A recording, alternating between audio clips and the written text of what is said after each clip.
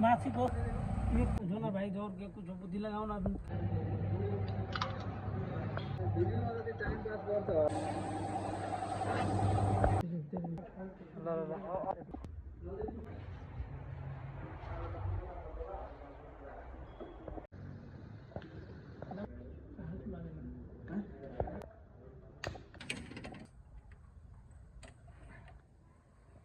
ल टाइटमा भन्नु